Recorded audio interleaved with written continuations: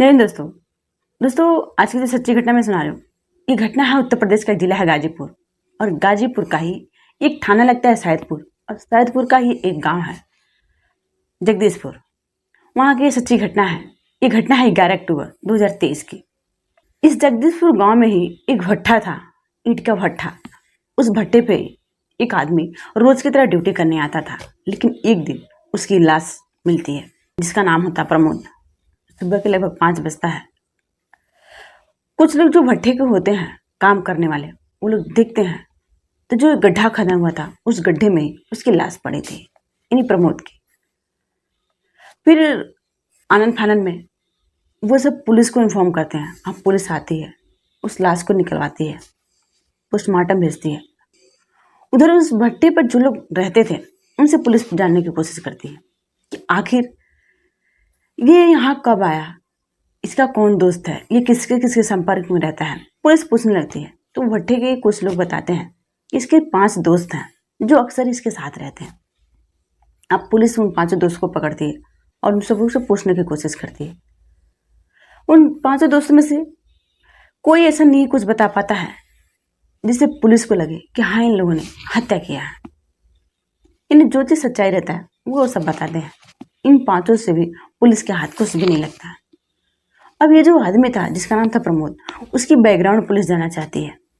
आखिर वो है कहाँ का रहने वाला है, इसके बीवी बच्चे हैं, क्या है, कितने दिन से यहाँ पे काम करता है, ये सारी बैकग्राउंड पुलिस जानने की कोशिश करती है। तो पुलिस के कानों में किसी ने एक धीरे से आवाज़ बोली कि जो ये आदमी था, इसका ही एक गाँव की महिला है जिसका नाम है माया। उस माया से इसके गलत रिश्ते हैं। और जब पुलिस ना सुनती है तो फौरन उस माया के पास जाती है और माया से जानने की कोशिश करती है कि आखिर तुम्हारा प्रमोद के साथ क्या रिश्ता था, क्या संबंध था। वो तुम्हारे घर पे आता जाता रहता था। आखिर तुम कुछ बताओ कि तुम्हारा और प्रमोद का क्या रिश्ता था।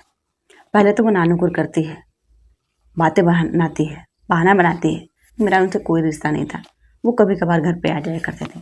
फिर महिला के 2 बेटे हैं, उन दोनों बेटों से भी पुलिस जानने की कोशिश करती है कि आखिर ये प्रमोद तुम्हारे घर पे आता था तो किस लिए आता था।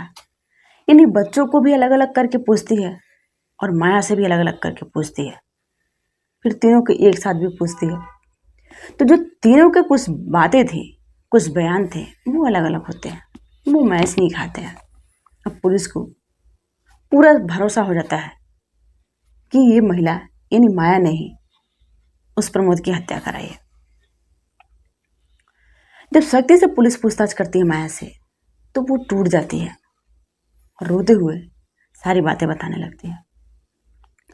दरअसल ये जो प्रमोद था, इसको 2 साल पहले से ही उस माया से अफेयर था। और ये जब उसका पति घर पे नहीं रहता था तो ये उसको बुला लेती थी, इन प्रमोद को अपने घर पे, और जब उसको मौका मिलता था तो उसके साथ फिजिकल रिलेशन बना दी थी।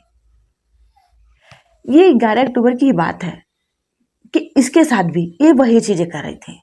रात का टाइम था, वो दरवाजा अच्छे से बंद नहीं कर रही थी। उसके 2 बड़े बड़े बेटे थे और ये उस आदमी के साथ कमरे में रिलेशन बना रहे थे। लेकिन दोनों किसी काम के लिए घर में आते हैं और जैसे ही दरवाजा खोलते हैं तो अपनी माँ को उस प्रमोद आदमी जो ईंट के भट्टे पर ईंट ढोने का काम करता था, उसके साथ बिस्तर पे पड़ी थी। जब आपत्तिजनक स्थिति में देखते हैं तो दोनों इशारे में ही कुछ कहते हैं। इसके बाद ये दोनों बेटे ही, उस माया के दोनों बेटे ही प्रमोद की हत्या कर देते हैं। और हत्या करने के बाद उसके लाश को वहीं पर भट्टे के पास ले जा करके फेंक देते हैं। फिर पुलिस इन दोनों बेटों को, इन माया के दोनों बेटे को और माया को, इन तीनों को हिरासत में लेकर के जेल भेजती है।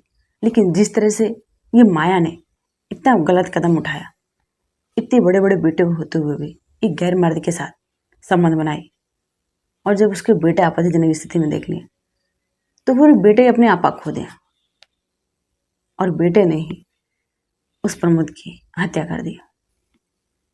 दोस्तों, हमारे कहानी सुनाने का मकसद किसी को परेशान करना नहीं, किसी को विचलित करना नहीं, किसी के भावनाओं को ठेस पहुंचाना नहीं, बल्कि आप लोग को सतर्क करना। जय हिंद, जय भारत।